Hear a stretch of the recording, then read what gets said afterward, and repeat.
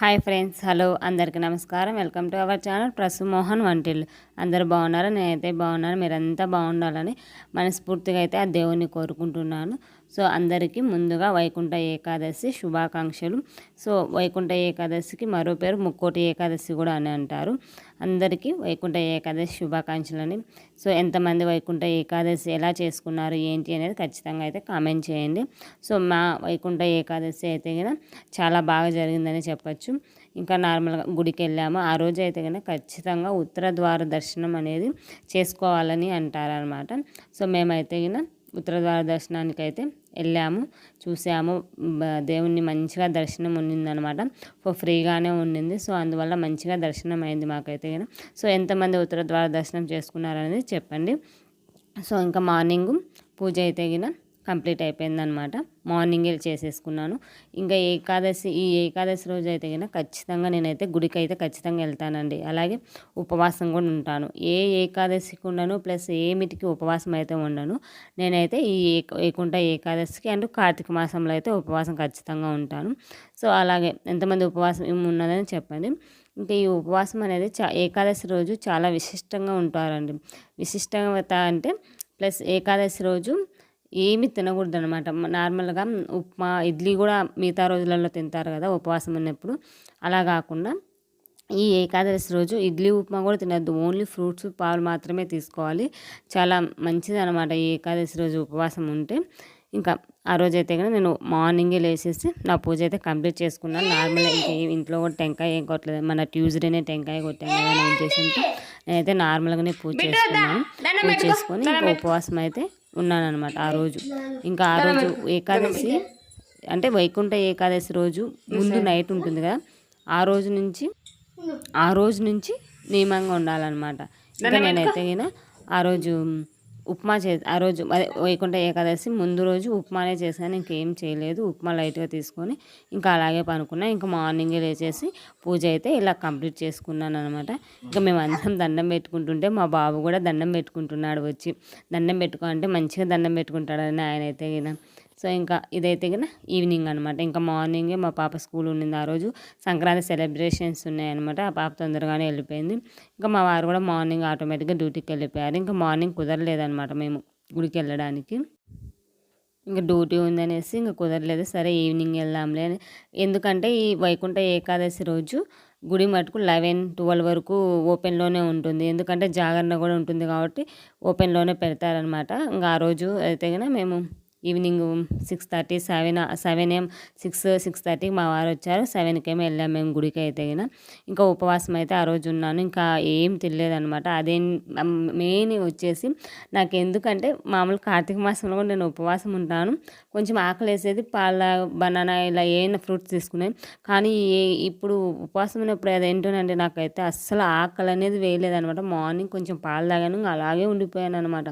ఇంకా ఈవినింగ్ 3 ఏమో ఫ్రూట్స్ తీసుకున్నా. 2నో 3నో అంతవరకు నాకు ఎందుకో ఆకలి వేయలేదు. ఇంకా మరీ ఏమంటారు కఠినంగా కూడా ఉపవాసం చేయవద్దు అన్నమాట. ఏదో ఒకటి అయితే ఫాలో అలా అనే ఉద్దేశంతో నేను ఫ్రూట్స్ కొన్ని పాలు అయితే తీసుకున్నాను. ఇంకా ఈవినింగ్ అయితే గుడికి అయితే వెళ్ళాము.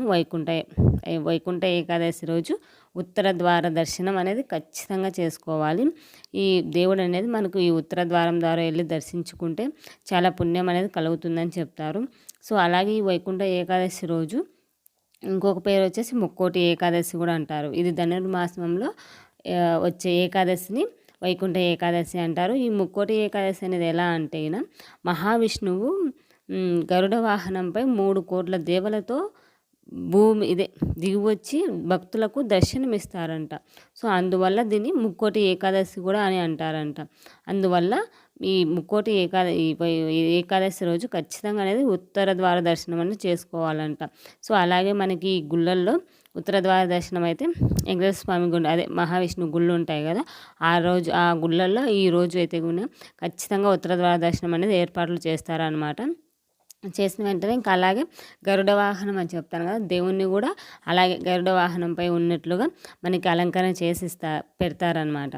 ఇంకా ఇది వచ్చేసి మనం ఇంకా ఈ ఎంట్రన్స్ ఉత్తర ద్వార దర్శనం మెయిన్ 7 గడపలు అంటారు కదా, అలా 7 గడపలు దాటుకున్న తర్వాత ఇంకా ఎక్కువ ఫుల్ అయితే కన్నా రష్ అయితే చాలా ఉండిందండి. ఈవినింగ్ అయినా కూడా పోయినసారి అయితే మేము మార్నింగ్ వెళ్ళాము. అసలు ఎంత అంటే మార్నింగ్ 10కి వెళ్తే 12:30కి బయటకు వచ్చామన్నమాట. సో రష్ కూడా ఎక్కువ ఉంటుంది. మేము ఈసారి అయితే ఈవినింగ్ ప్లాన్ చేసుకున్నాము. అది కాక బాబు పాప చలి ఎక్కువ ఉందనేసి టికెట్ తీసుకొని వెళ్ళాము. ఇంతకుముందు అయితే ఫ్రీ దర్శనంలో వెళ్ళాము, చాలా టైం పట్టిందనమాట. సో ఈసారి అయితే కన్నా టికెట్ తీసుకొని వెళ్ళాం కాబట్టి తొందరగా 1/2 అవర్లో అయితే కన్నా దర్శనం అయిపోయింది మాది. అలాగే మనకి ఇక్కడ ఎంట్రన్స్ 7 గుమ్మాలు దాటిన తర్వాత మనకి దేవుడు అనేది దర్శనం ఇస్తారనమాట. మంచిగా అలంకరణ చేసి పెడతారు. సో ఇది వచ్చేసి గరుడ వాహనంపై అని చెప్పాను కదా, ఇక్కడ గరుడ వాహనంపై దేవతలంతా ఉంటారనమాట. ఆయన మహావిష్ణువు అందుకు దర్శనం ఇస్తారు ఇక్కడ ఫస్ట్. తర్వాత మెయిన్ గుడిలోకి ఎంట్రన్స్ ఉంటుంది. ఇంకా మధ్య మధ్యలో మనం అర్చన దర్శనం టికెట్ తీసుకున్నాం కాబట్టి క్యూలో మధ్యలో మనకి బాబనయ్య వాళ్ళు ఉంటారు కాబట్టి అర్చన అవి చేస్తారనమాట. ఎందుకంటే ఇంకా ఫెస్టివల్ కాబట్టి ఫుల్ రష్ ఉంటుంది, కానీ మెయిన్ గుడి వద్ద అర్చన అనేది అక్కడ అర్చన అనేది జరగదనమాట. ఇంకా క్యూలోనే అక్కడక్కడ బాపనయ్య వాళ్ళు ఉంటారు. మనం టోకను మనం తీసుకునే పూజ సామాన్లు అన్నీ ఇచ్చేస్తే వాళ్ళు అక్కడనే అర్చన చేసి మనకి ఇస్తారనమాట. ఇంకా మెయిన్ ఇది వచ్చేసి ఆయన గరుడ వాహనంపై ఉంటారు. ఈయనైతే ఈయన మహావిష్ణువు ఇక్కడ. ఇంకా ఇవి దర్శనం అయిపోయిన తర్వాత మెయిన్ గుడికి ఎంట్రన్స్ ఉంటుంది.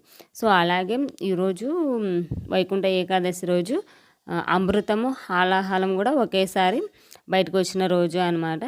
ఇంకా అది ఉంటుంది కదా, శివుడు ఆలాహలం తెలిసిందే కదా, ఆలాహలం వచ్చేసి శివుడు ప్రమాదం అనేసి ఆయన కంఠంలో నింపుకుంటాడు. సో అందువల్ల ఈరోజు కూడా ఆ విశిష్టత అనేది ఉంటుంది. సో మెయిన్ గుడి అయితే కనుక చాలా బాగుంటుందండి, మాకు కొంచెం దగ్గరలోనే ఉంటుంది ఈ గుడి అయితే కనుక వెంకటేశ్వర స్వామి గుడి. సో పోయినసారి అయితే కనుక లోపలికి ఎంట్రన్స్ ఉండిందనమాట, మంచిగా డెకరేట్ చేసి అంతా మంచిగా ఇక్కడ కూర్చునే వాళ్ళము, లోపల ఫొటోస్ అలా ఉంది. కానీ ఈసారి అయితే లోపలికి ఎంట్రన్స్ అయితే అసలు ఇవ్వలేదు. ఇంకా దూరం నుంచి దర్శనం చేసుకొని వెళ్ళాలని చెప్పాను. కనీసం దూరం నుంచి దర్శనం చేసుకొని వచ్చాము. దర్శనం అయితే చాలా బాగా జరిగిందనమాట. ఇది వచ్చేసి మెయిన్ గుడి లోపల అయ్యవారు అమ్మవారు సపరేట్ దేవాలయాల్లో ఉంటారనమాట. సపరేట్గా గుడిగా ఉంటుంది, పక్కనే ఉంటుంది అనమాట. కానీ మొత్తం అంతా క్యూలోనే వెళ్ళి దర్శనం చేసుకొని రావచ్చు బయటికి. మా దర్శనం అయితే ఈజీగానే తొందరగానే అయిపోయిందనమాట. ఇంకా ఫ్రీగా ఏంటి కానీ చాలా టైం పట్టేదేమో. అసలు ఎంత క్యూస్ అంటే అసలు చెప్పలేనని అంత ఎక్కువ టైం పెరిగే కొద్దీ ఇంకా ఎక్కువ జనాలు వస్తూనే ఉన్నారనమాట. ఇంకా అనేసి మేమైతే కనుక కొంచెం 7కి వెళ్ళి తొందరగా వెళ్ళి మంచి పని చేసాం. మేము బయటకు వచ్చేటప్పుడు ఇంకా అప్పుడు బయటకు వచ్చేసరికి 8:30 అయింది. ఇంకా అప్పటికి ఇంకా వస్తూనే ఉన్నారనమాట. సో చాలా బాగా అయితే జరిగిందనమాట. ఇంకా మేమైతే కనుక దర్శనం చేసుకొని ప్రసాదం తీసుకొని, అక్కడ ప్రసాదము కూడా అన్నంతో చేసిన పొంగలి స్వీట్ అలా ఇవ్వరనమాట, రవ్వతో చేసినది మాత్రమే ఇస్తారు. ఎందుకంటే ఆ రోజు ఉపవాసం అలా ఉంటారనే ఉద్దేశంతో ఇస్తారు. ఉప్మా ఉంటుంది కదా, దాంతో చేసినదే ఇస్తారు.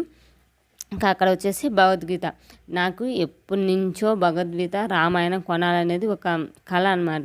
ఎప్పటి నుంచో అనుకుంటున్నాను, కుదరలేదు. ఇంకా సరే ఆ రోజు అయితే పోయేటప్పుడు దారిలో మా వారితో కూడా అన్నాను, మా ఆయనతో, నాకు ఇలా ఎప్పటి నుంచో ఉంది, ఎప్పుడు కొంటున్నా ఏమో అంటే, ఇంట్లో ఉన్నా మంచిది కదా భగవద్గీత అని అంటుంటే, ఇంకా లక్కీగా అక్కడైతే కానీ అమ్ముతూ ఉన్నారు. అది కాక ఈ వైకుంఠ ఏకాదశి రోజు సందర్భంగా తక్కువ ప్రైస్లో కూడా అమ్ముతున్నారనమాట. ఇంగ్లీష్ ఇలా తెలుగు అన్ని దాంట్లలో మనకు ఉంది.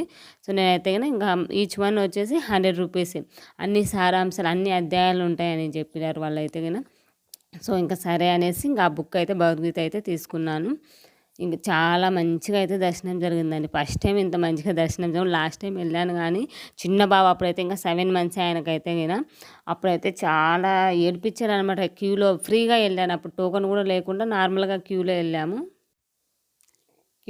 కాబట్టి బాగా సతాయించాడు. ఈసారి అంతా ఇద్దరు పిల్లలు చల్లగా ఉందనేసి టోకెన్ తీసుకొని వెళ్ళిపోయాం కాబట్టి తొందరగా దర్శనం అవుతుంది, తొందరగా వచ్చేసాము. ఇంకా ప్లస్ ఎవరైనా ఈ వైకుంఠ ఏకాదశి వాళ్ళు ఉంటే మన వీడియో ద్వారా ఉత్తర ద్వార దర్శనం అయితే ఖచ్చితంగా ఎంతమంది వెళ్ళారో కానీ కామెంట్ సెక్షన్లో కామెంట్ చేయండి.